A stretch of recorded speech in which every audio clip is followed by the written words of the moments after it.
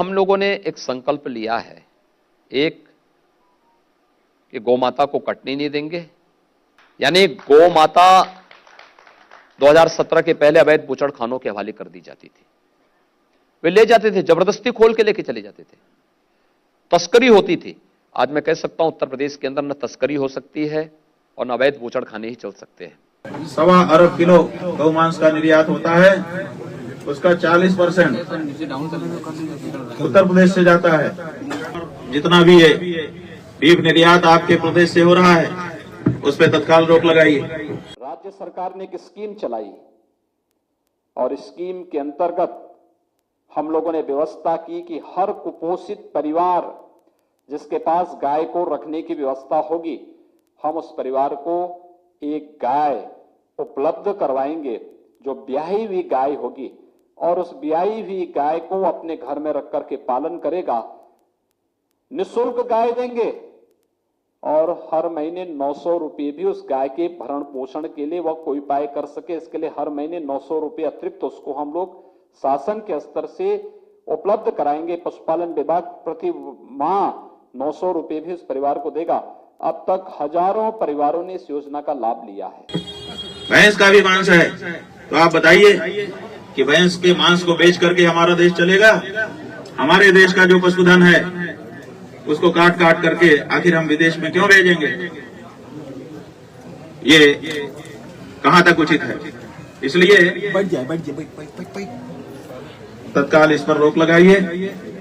भारतीय नस्ल के गोवंश की महत्व, दुनिया इसके महत्व को जानती है। इसका धार्मिक और आध्यात्मिक महत्व भी है। इसका अर्थव्यवस्था के लिए भी भारत जैसे कृषि प्रधान देश में भी इसका महत्व है। अपनी कामनाओं की सिद्धि के लिए कोई भी कर्मकांड ऐसा नहीं है जो बगैर गौ माता के संपन्न हो सकता हो, और अंतिम यात्रा भी बिना गौ माता के नहीं निकलती है जीवन की। यानी धर्म, अर्थ, काम और मोक्ष, ये जीवन के चारों पुरुषार्थों में अगर कोई महत्वपूर्ण भूमिका का निर्वहन करती है तो बगैर गौ माता के ये संभव नहीं हो सकता। लेकिन गिरवा वस्त्र पहन करके अपने आप को हिंदू हिंदू कह करके सनातनी हिंदुओं के ऊपर डंडा बरसाना बंद करिए। राम के, कृष्ण के प्रदेश में गौ माता अगर इस तरह से मारी जाए। किस गौ माता की आप बात कर रहे हैं? गौ माता कटती क्यों है? जिस दिन भारत का 100 करोड़ हिंदू चालेगा उस दिन गौ माता कटने की बात तो दूर, उस दिन गौ माता के कोई अपमान भी नहीं कर सकता। लेकिन सड़कों पर चरने वाली गाय, सड़कों पर लावारिस जो गौ माता है, वह भी किसी हिंदू ने छोड़ी है, किसी गैर हिंदू ने नहीं छोड़ी है। और याद करिए, संकल्प करिए, पहले हिंदुओं का एहसास कराइए, यह मां है। मां बाप बूढ़े हो जाते हैं, आप उनके जवानी में उनका सम्मान किए हो ना किए हो, लेकिन बुढ़ापे में उनको सम्मान के साथ रखना सीख जाइए। जैसे अपने मां बाप को आप सम्मान देते हैं, और हिंदू इसके लिए जाना जाता है। गजब टू बी बाज आदमी। और अभी तो रुको, क्लाइमैक्स अभी बाकी में है। हमारी माँ की हत्या की जा रही है, बोटी बोटी काट करके बेचा जा रहा है। 78 साल से बोल रहे हैं, गुस्सा नहीं होगे? हमारी बात सुनी नहीं जा रही है, हम गुस्सा नहीं होगे? बताओ कौन गुस्सा नहीं होगा? 78 साल से गौ हत्या देखते हिंदू जीने के लिए विवश हो गया है।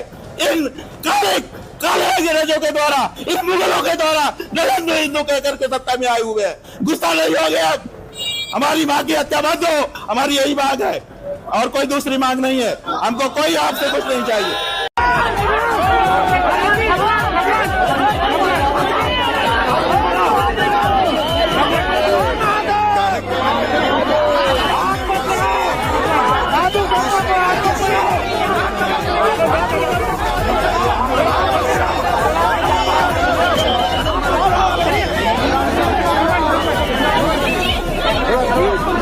40 दिन अगर बीत गए, आज से अगर हम लोग गिनते हैं तो 10 मार्च को 40 दिन पूरे हो जाते हैं।